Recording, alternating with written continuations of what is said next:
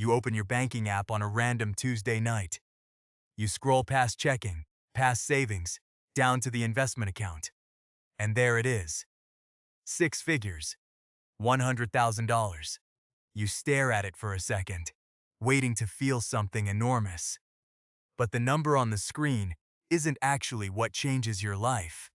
What changes is something you can't screenshot. For most people, hitting $100,000 doesn't feel like a party. It feels quiet, almost anticlimactic. You expected fireworks. Instead, you got a Tuesday. But underneath that quiet, something significant just shifted. In your brain, in your habits, and in how the world starts treating your money. Charlie Munger, Warren Buffett's longtime business partner, once said the first $100,000 is a bitch. He wasn't being crude for effect. He was describing math. Getting from zero to $100,000 is almost entirely about your own effort. The hours you work, the money you don't spend, the discipline you grind out month after month. Your investments barely help you yet, because 7% growth on $10,000 is only $700 a year. That's not wealth building, that's rounding error. But something changes once the balance crosses 6 figures. At $100,000, a normal market year, say 7%, roughly the long-run average for U.S. stocks after inflation, according to data going back to Jeremy Siegel's research on long-term market returns, hands you about $7,000. That's not pocket change anymore.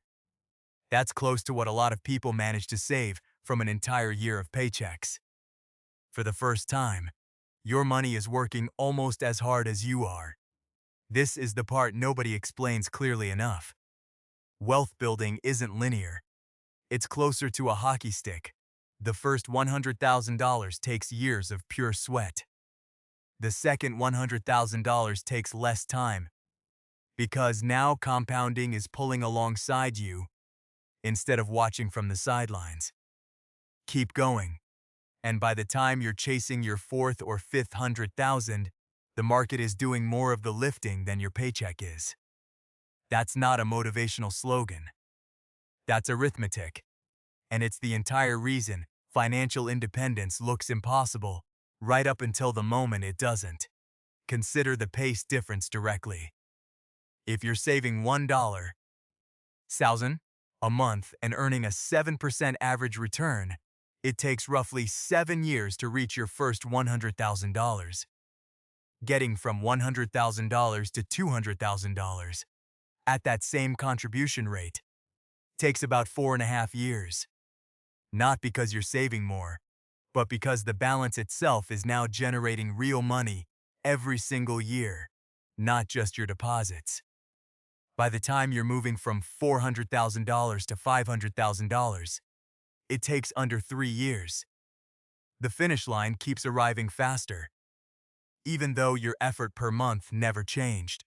That's the part of compounding nobody feels in year one, because in year one, there's almost nothing to compound. So, what actually changes the day you cross that line? Start with the boring, practical stuff, because it matters more than people admit. Emergency funds stop being theoretical. If you're spending $3,500 a month, $100, 00 isn't just a number. It's roughly 2 years of runway if your income disappeared tomorrow. 2 years to find a new job without panicking, without taking the first offer out of desperation, without draining a credit card. That kind of runway changes decisions. You negotiate harder. You walk away from bad jobs faster. You take a swing at the business idea you'd been too scared to try. Then there's the way institutions treat you. Loan officers see a 6-figure balance and read it as evidence of discipline, not just income. Some private banking and wealth management desks use $100,000 in investable assets as an actual threshold for offering services. Lower advisory fees, access to fee-only planners, sometimes better mortgage terms. You didn't get louder. Your money got old enough that the financial system started listening to it. Your day-to-day spending changes too, in ways that are easy to miss, because they happen gradually. The $40 you used to agonize over at the grocery store stops registering as a threat, because $40 against a $100, zeros and base is statistically nothing. You stop tracking every latte, not because you got careless, but because your margin for error grew.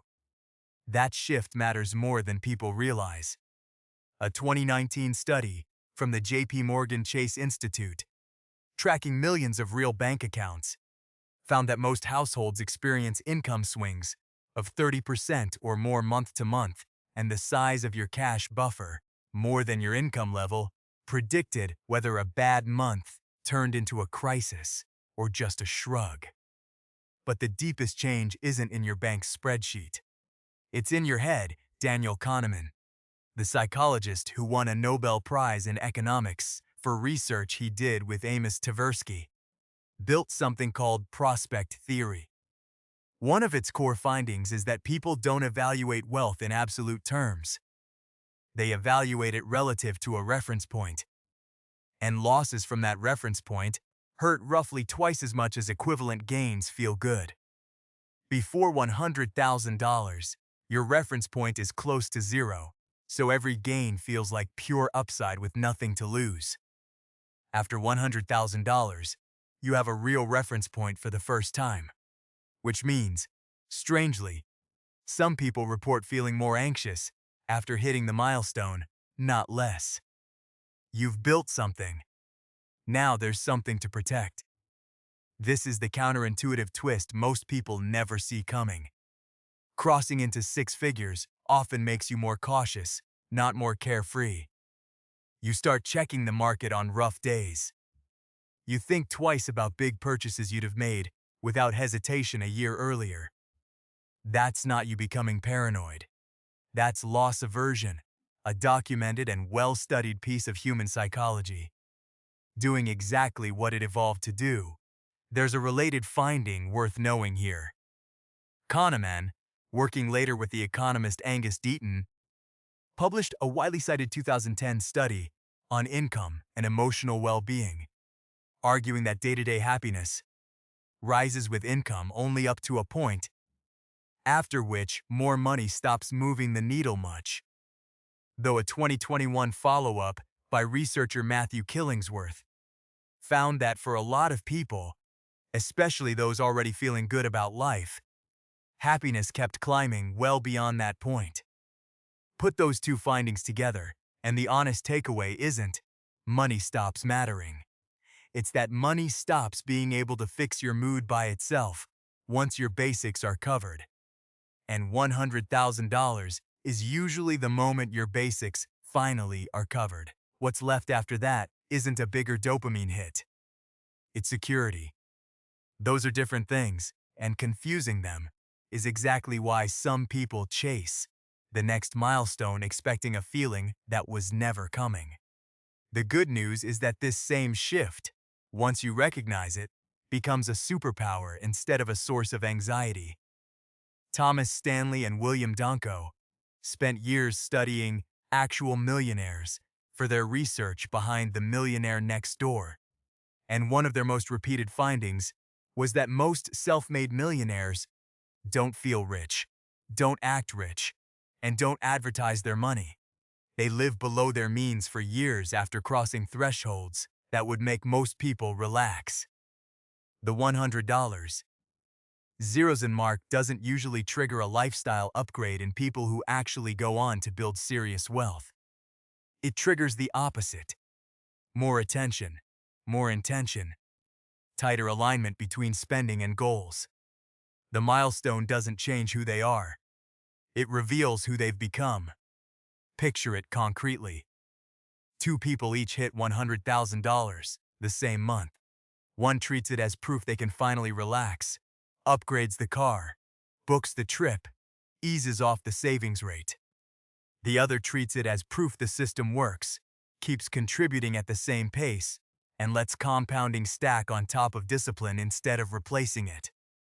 10 years later, assuming a 7% average return, Someone who keeps contributing $1,000 a month on top of that initial $100, zero is sitting on roughly $470,000. Someone who stops contributing and just lets the original $100,000 ride grows to around $197,000. Same starting line, wildly different finish, and the entire gap comes down to what each of them believed the milestone meant. That's the real twist hiding inside this number. $100,000 doesn't make you rich. It makes you tested. It's the moment the story you tell yourself about money either gets rewritten toward more discipline or quietly gets used as permission to stop trying so hard. There's a modern mirror to all of this, and it's happening in your pocket right now, whether you've hit six figures yet or not. Every time your net worth ticks up on some tracking app, your brain runs a tiny version of Kahneman's experiment. Every dip triggers a slightly outsized flinch. Every gain gets absorbed faster than it should. Recognizing that pattern doesn't make it disappear, but it does let you catch yourself mid-reaction instead of making a decision from panic. Selling in a downturn or loosening up right when you should be tightening. So if you're nowhere near $100,000 yet, the arithmetic should actually be encouraging, not discouraging. The hardest, slowest part of the entire wealth-building curve is exactly the part you're grinding through right now. Munger was right that the first $100,000 is brutal. He was also implicitly telling you that it gets easier, not because the work stops, but because compounding finally shows up to help carry the weight. And if you've already crossed that line, the number on your screen was never really the milestone. The milestone was whether you kept the same habits that got you there, or let the sense of arrival talk you into stopping. Stanley and Denko's research pointed at the same trap from another angle. They found that income and net worth are weakly correlated at best because plenty of high earners spend their way back to zero every single year, while plenty of modest earners quietly cross $100,000 and keep going because the habit, not the paycheck, was always the engine. Think about what that means for the next 12 months. It means the number in your account today is less important than the behavior sitting underneath it. Someone earning $55,000 a year who saves 20% of it is on a faster path to six figures than someone earning $150,000 who saves 3%. The milestone doesn't care what your job title says. It only tracks what you actually did with what came in. You open your banking app again, weeks later. The number is different now, maybe higher, maybe lower, because markets move. But you're not staring at it the same way anymore. You're not waiting for it to make you feel rich. You're watching to see who you become because of it.